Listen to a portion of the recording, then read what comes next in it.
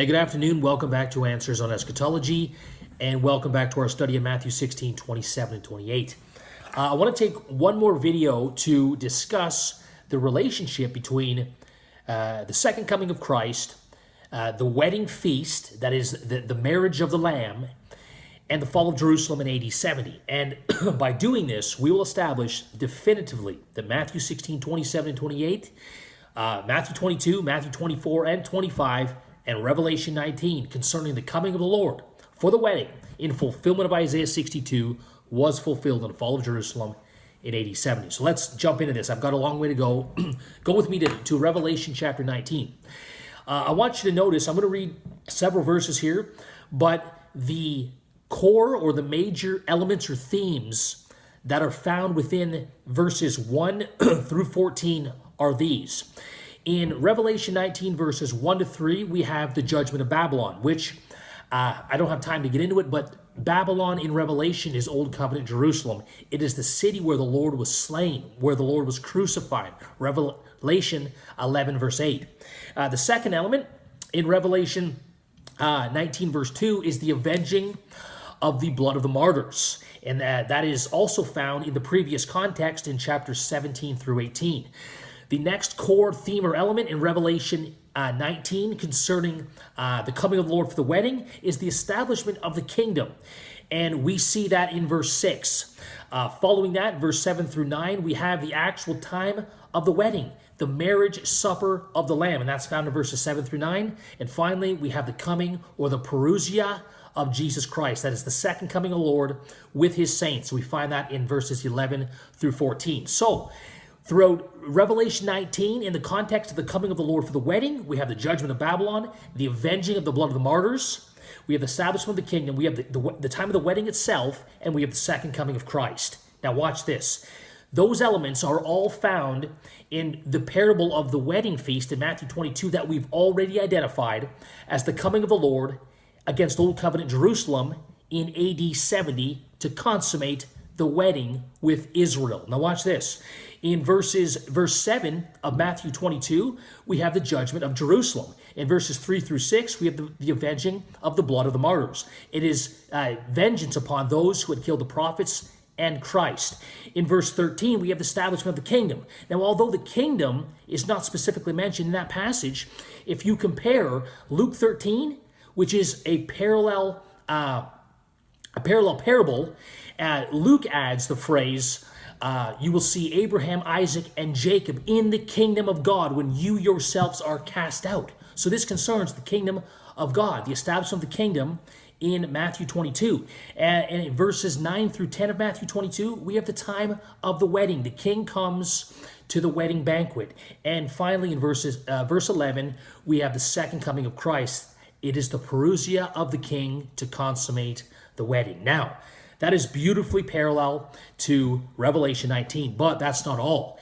Both of these passages, and specifically all these elements in Revelation 19 are also parallel, and all of those elements are also found in Matthew chapters 23 through 25, which is a united discourse. Notice this. In Matthew 23, 36 through 38, we have the judgment of Jerusalem. That's also found in Matthew 24, verses 2 and 3.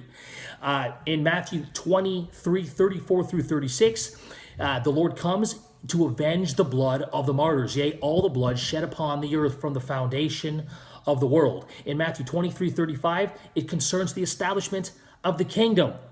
The Son of Man comes, sits on his throne, and says, inherit the kingdom be prepared for you from the foundation of the world. And if we compare Luke 21 with both Matthew 24 and Matthew 25, Luke 21 verse 31 says, when you see these things begin to take place, know that the kingdom of God is nigh.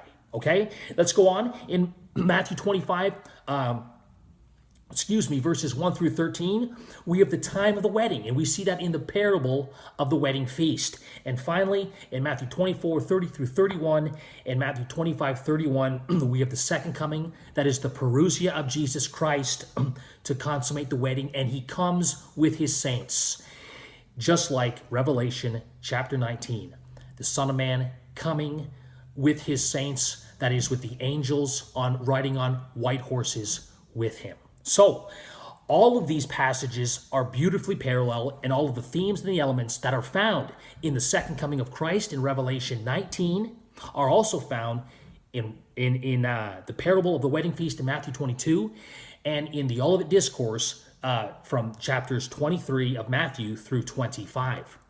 What that means is the second coming of Christ for the wedding in Revelation 19 is the Parousia of Jesus Christ for the wedding in Matthew 22, Matthew 23, 24, and 25, which Jesus placed in both Matthew 22 at the destruction of Jerusalem in AD 70, and in Matthew 24, he placed it within his generation. Some of you standing here, sorry, that's Matthew 16. He said, verily I say to you, this generation will not pass away until all these things take place. The wedding feast, that is the marriage supper of the Lamb of Revelation 19, was fulfilled at the fall of Jerusalem in AD 70. But watch this. Listen what this means. I'm going to tie this together with Matthew 16, 27, and 28.